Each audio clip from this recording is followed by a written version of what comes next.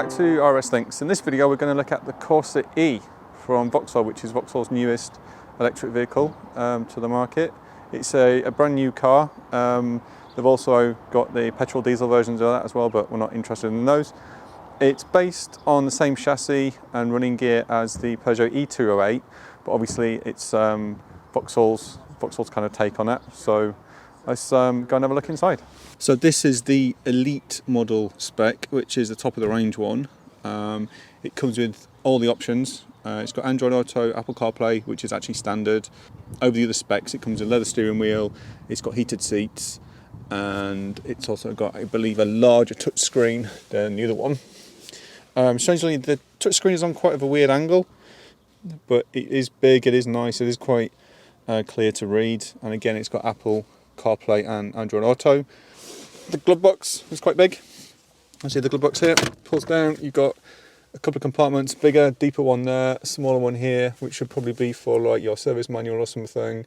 You can also turn off the airbag here as well, and you've got another cubby in here, which is just fuses and things, ODB port, so plug things in that.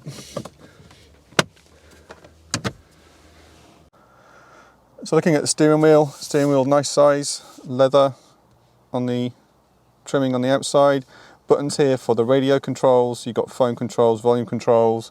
This side you've got your cruise control settings here, and your resume and set, and also your increase and lower speed as well.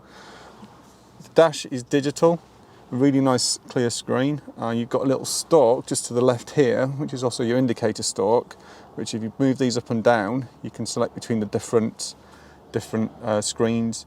You've got one for energy that shows your energy usage and recuperation. You've got speed. You've got sat-nav built into there as well. The car does come with built-in sat-nav, as well as being able to use Android Auto. The sat-nav may be just on the Elite spec. I'm not sure about the SE spec. Please check before buying. Don't rely on this information. In the bottom down here, you have what we call the gear lever to select the drive mode. So you've got reverse, neutral, you've got drive mode and brake, as you would in most electric cars. You engage it by pushing in the button on the left hand side and moving it either backwards or forwards based on what you're doing. You have the parking setting here as well. The bottom, you have the handbrake release. Now the handbrake will release itself if you're driving. When you switch it on for the first time, you have to physically push it to release it. You've also got drive mode here, so you can go between, you have eco, normal and sport. Sport just gives you a bit more pep, a bit more acceleration, obviously at the detriment of your range. Normal and eco, obviously, they will kind of dull the acceleration a bit more to give you a bit more range. Just spinning around here, you also have storage here in the armrest. And the armrest actually slides forward as well if you pull it. So you've got a bit more room for your elbow here. Slide it back. And there's also two cup holders in there as well in the centre. Room in the back. Now, I've got the seat set, or I would have it. I'm 6'2", 6'3", so let's go outside and have a look. So you can see the seat is quite far back because I do have rather long legs. So if we open the back door, normally I would try and get inside, but I can tell you now that I will not fit in there at all.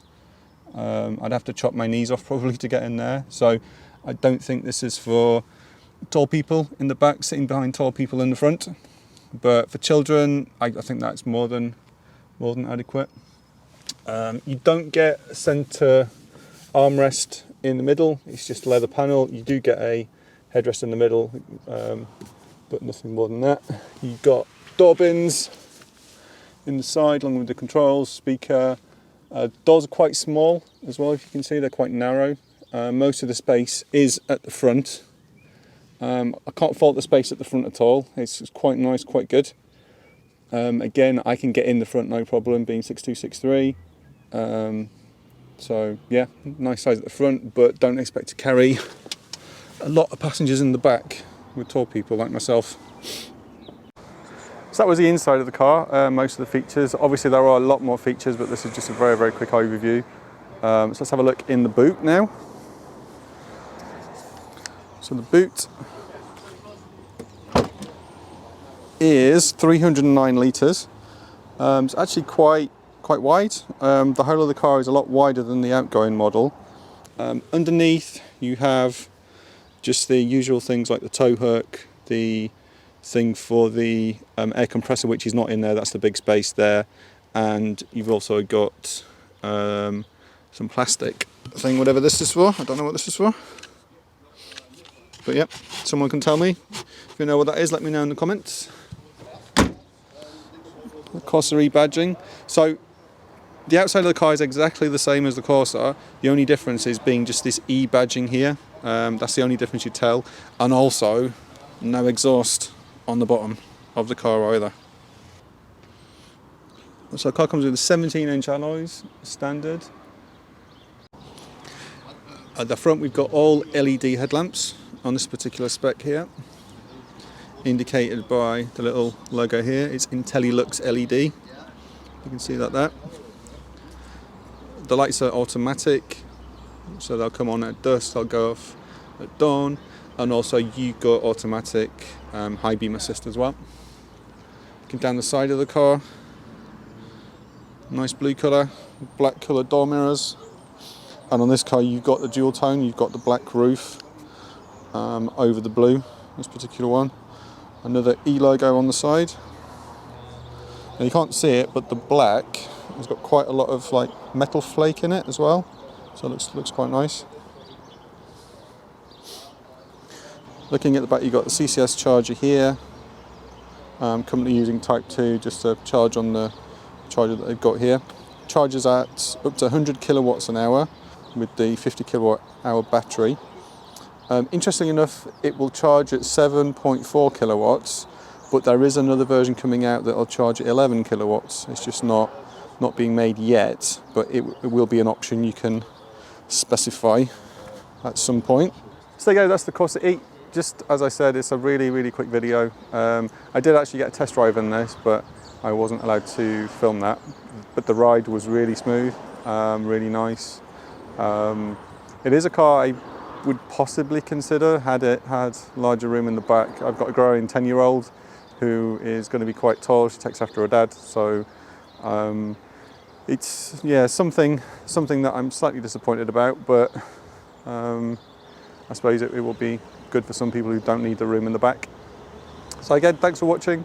Please like, subscribe, share, and I'll catch you again next time. Thanks.